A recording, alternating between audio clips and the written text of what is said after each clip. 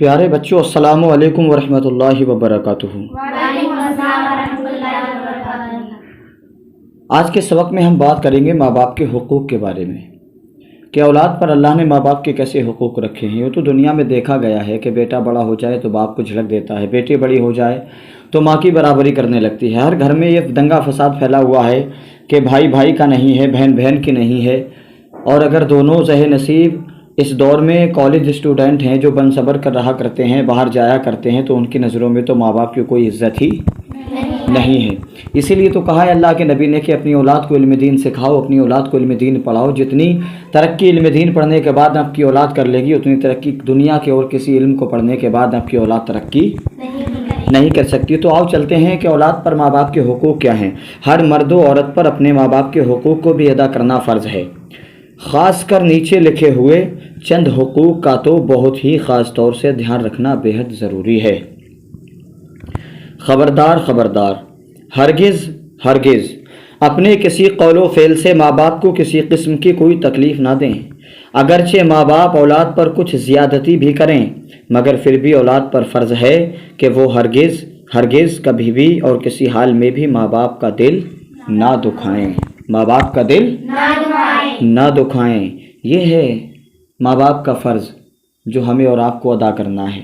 یہ ہے والدین کے حقوق جو ہمیں اور آپ کو ادا کرنا ہے۔ قرآن میں اللہ نے ارشاد فرمایا وَبِالْوَالِدَيْنِ إِحْسَانًا، ماں باپ کے ساتھ بھلائی کرو، ماں باپ کے ساتھ بھلائی کرو۔ آگے چلتے ہیں، اپنی ہر بات اور اپنے ہر عمل سے ماں باپ کی تعظیم و تکریم کرے اور ہمیشہ ان کی عزت و حرمت کا خیال رکھے۔ کبھی بھی ماں باپ کے آڑے نہ آئے۔ اگر ماں باپ کو آپ کا کوئی بھی رہنا سہنا، کھانا پینا، بولنا چلنا پھرنا، کھیلنا کودنا، ہنسنا رونا، کوئی بھی چیز ہو اگر بری لگ رہی ہے، ماں باپ منع کر رہے ہیں، تو ہماری اور آپ کی بھلائی اسی میں ہے کہ محبت سے سر جھکا کر ماں باپ کے اس کام کو، اس بات کو مانیں اور کبھی بھی ماں باپ کے کام میں دخل اندازی کرنے کی کوشش نہ کریں۔ ہر جائز کام میں ماں باپ کے حکموں کی فرما برداری کرے۔ اگر ماں باپ کو کوئی بھی حاجت ہو تو جان و مال سے ان کی خدمت کرے۔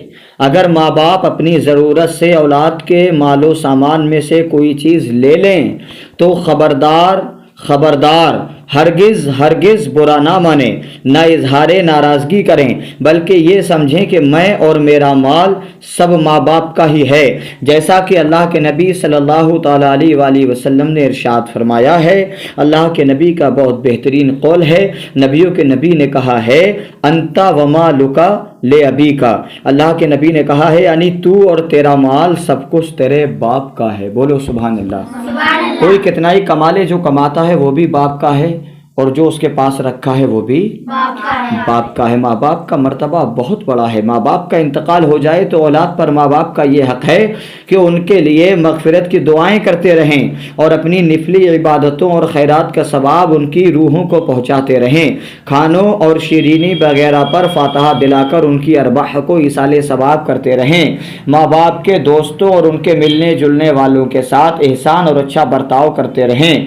ماں باپ کے ذمہ جو قرض ہو اس کو ادا کریں، یا جن کاموں کی وہ وصیت کر گئے ہوں ان کی وصیتوں پر عمل کریں۔ جن کاموں سے زندگی میں ماں باپ کو تکلیف ہوا کرتی تھی ان کی وفات کے بعد بھی ان کاموں کو نہ کریں کہ اس سے ان کی روحوں کو تکلیف ہوگی، پہنچے گی، تکلیف ضرور ہوگی۔